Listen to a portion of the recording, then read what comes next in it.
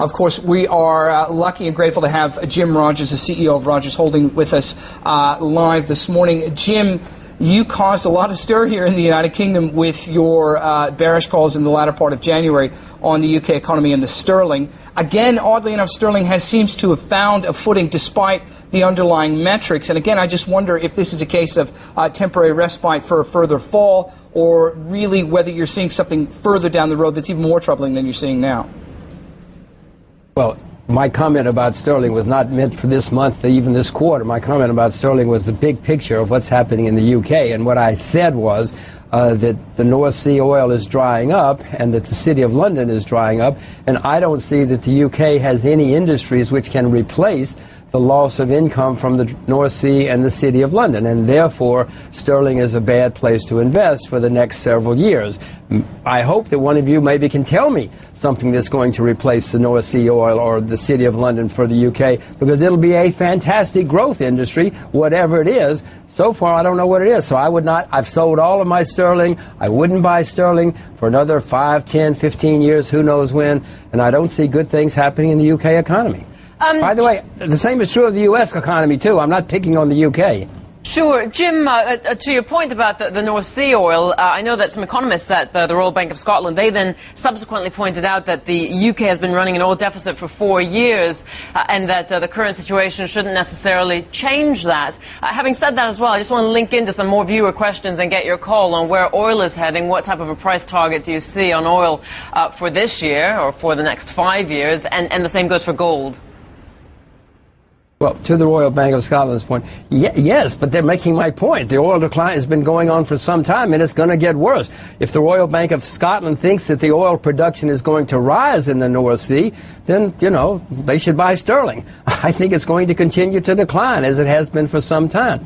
What's going to happen to oil this year? Again, you know I'm not a market timer or a trader. I know that the IEA recently came out with a study which showed that the world's oil reserves are declining at the rate of 6.7% a year, and that's after discoveries. So, Louisa, it doesn't take much. You can figure out in 15 years there's not going to be any oil at any price unless somebody finds a lot of oil very quickly.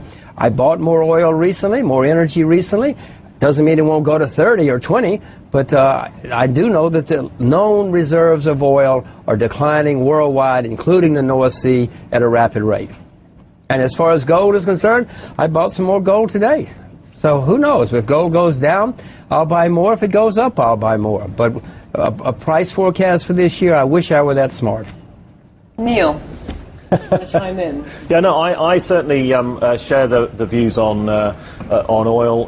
Clearly, the new oil is being found substantially higher. I mean, we would argue that finding oil in Canada is a waste of time because the energy required to turn it into oil is too high. So, you know, you need very, very high levels of oil. Yeah. I suppose, Jim, my issue with gold, and I'd be interested in your dynamics from another perspective, is people see it as a hedge against inflation, which may eventually turn up under my scenario in about 2011 or 2012 once we've worked our way through this debt deflation. Do you think people are too carried away by buying the inflation hedge now, or are you buying it to some extent to hedge yourself against the dollar as well? Well, Neil, I'm buying gold just because I periodically buy gold, because I do expect it to be much higher over the next decade. You may be right that we're not going to have higher inflation until 2010 or 2012, for all I know. But I do know that we've never had in world history a period when every central bank and every government in the world is printing money as fast as they can. That has never happened. Throughout history, we know that when a local central bank, a domestic central bank, prints money, it always leads to higher prices. So I know we're going to have serious inflation down the road. When it happens, I don't know. So I periodically buy gold. I don't have any method to it. It's just when I think about it, I do it.